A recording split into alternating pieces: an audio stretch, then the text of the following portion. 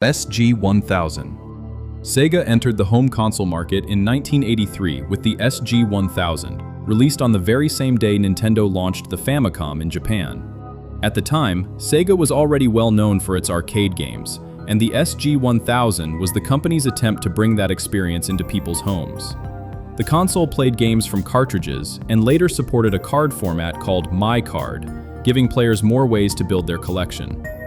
Although it struggled against Nintendo and was sold mainly in Japan and a few other regions, the SG-1000 marked the beginning of Sega's journey as a console maker.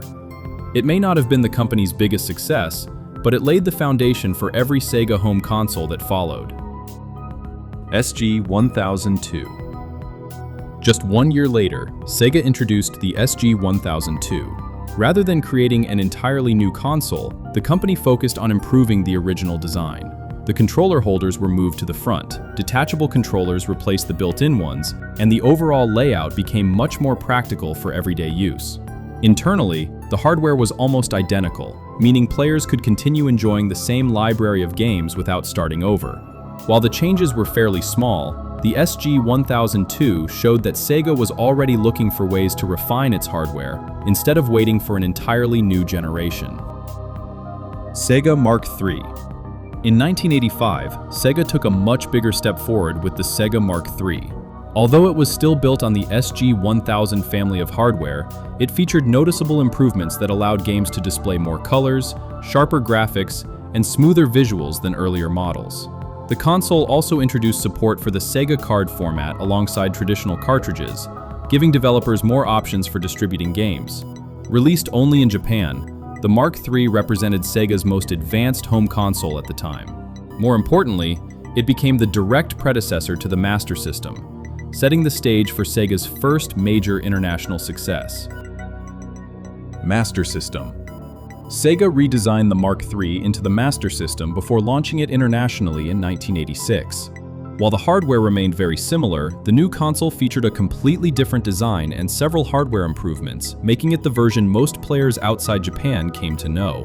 Although it couldn't overtake the Nintendo Entertainment System in North America or Japan, the Master System became extremely popular in parts of Europe, Australia, and especially Brazil, where it remained in production for many years. It was also the first Sega console to introduce many players to franchises like Alex Kidd and later Sonic the Hedgehog. Even without matching Nintendo's worldwide success, the Master System proved Sega could compete on a global stage. Master System 2.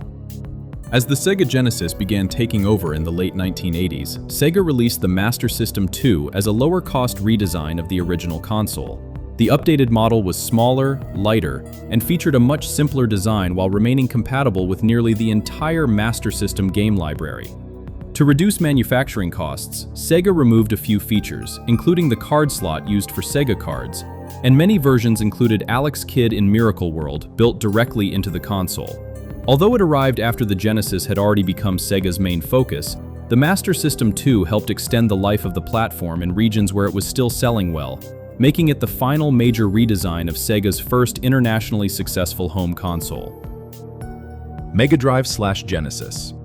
Sega entered the 16-bit generation with the Mega Drive in Japan in 1988 before releasing it in North America a year later as the Sega Genesis due to trademark issues.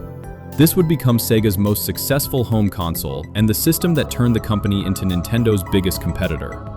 Rather than focusing on slower-paced family games, Sega marketed the Genesis as the faster, edgier alternative. That image was backed up by games like Sonic the Hedgehog, Streets of Rage, Golden Axe, Shinobi, and Phantasy Star 4. Throughout the early 1990s, the rivalry between Sega and Nintendo helped push both companies to create some of the most memorable games of the era, making the Genesis one of the defining consoles of its generation. Genesis Model 2. Several years after the original Genesis launched, Sega introduced the Genesis Model 2 in 1993. The redesign featured a smaller and more rounded design that took up less space while maintaining compatibility with the existing game library. It also included a simplified audio and video setup, helping reduce manufacturing costs and making the console more affordable. For many players, this became the version of the Genesis they grew up with, Although the hardware inside remained largely the same, the Model 2 gave Sega a fresh-looking console during the height of its competition with Nintendo. Genesis Model 3. Near the end of the Genesis era, Sega licensed Majesco to produce one final redesign known as the Genesis Model 3. Released in 1998, it was even smaller and less expensive than previous models, making it an attractive option for players who wanted an affordable entry into Sega's library. To keep costs down, however, several features were removed, including compatibility with the Sega CD and support for a handful of Genesis games that relied on special hardware. Even with those limitations, the Model 3 extended the life of the Genesis and became the final version of Sega's most successful home console. Sega Saturn. The Sega Saturn launched in Japan in 1994 and was designed to compete in the growing world of 3D gaming. Unlike the Genesis, which had dominated with fast-paced arcade experiences, the Saturn focused on powerful hardware capable of handling both detailed 2D games and early 3D graphics. Unfortunately, a surprise early launch in North America caught many retailers and developers off guard, making it difficult for the console to build momentum.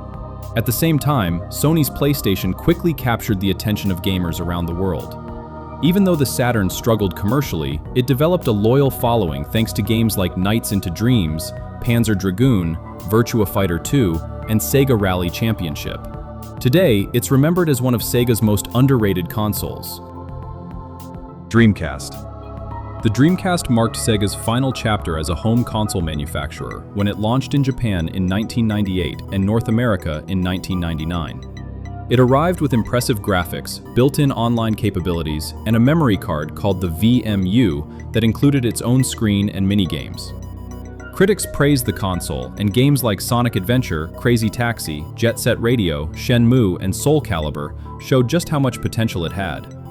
Despite its strong launch, Sega faced heavy financial pressure and growing competition from Sony's PlayStation 2. In 2001, the company ended Dreamcast production and stepped away from the console business entirely. Although its time on the market was short, the Dreamcast left a lasting impact on gaming and remains one of the most beloved consoles Sega ever created.